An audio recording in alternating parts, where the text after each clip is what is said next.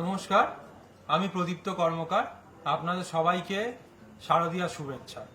শিকদার বাগান সাধারণ দুর্গোৎসবে এবছরের আমার ভাবনা অন্তর।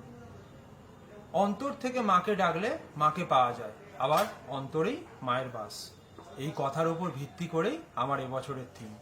আমরা আমাদের বাহ্যিক আবরণটাকে তো খুব সুন্দরভাবে সাজিয়ে রাখি, অন্তরটাকে কতটা সুন্দর করতে পারি সেটাই আমার মূল বিষয়। আমি আমার মূল বিষয়টাকে ধরার জন্য আমি আমার প্যান্ডেলটাকে সম্পূর্ণ উল্টো করেছি। তার মানে যে বাঁশ বাটামের দড়ি দিয়ে বাঁধা যে পোর্শনটা, যে অন্তরটা প্যান্ডেলের সাধারণত বাইরে থাকে, আমরা কেউ দেখতে পাই না, তাকে আমরা একটা সুন্দর আবরণ দিয়ে ঢেকে দিই। সেই সুন্দর আবরণটাকে আমি না রেখে আমি সেই ভাঙা চোরা বাঁশ বাটামের যে অন্তরটা, যে প্যান্ডেলের অন্তরটা আমরা দেখতে পাই না, সেটাকেই আমি সামনে রেখে আমি আমার কনসেপ্টটাকে ধরার চেষ্টা করেছি।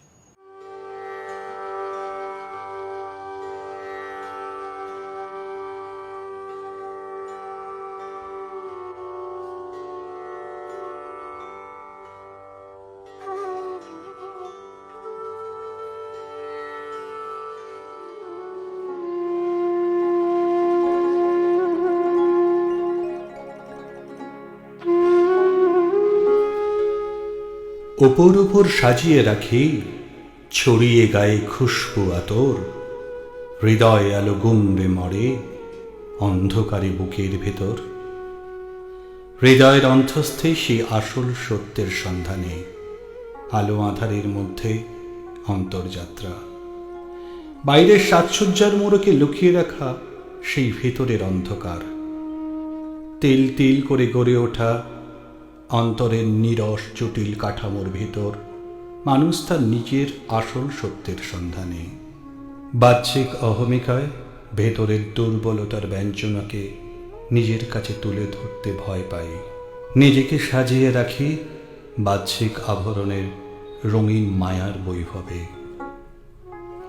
তবেই না আমরা অন্তরালে নিজের সঙ্গে নিজে কথা বলি, কাঁদি, ভেতরের সত্যের ব্যঞ্জনাকে অনুভব করে।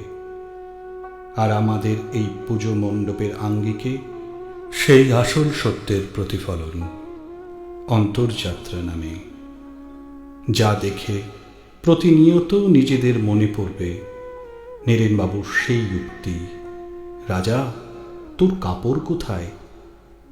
তারপরেই নিজের দিকে চেয়ে দেখা।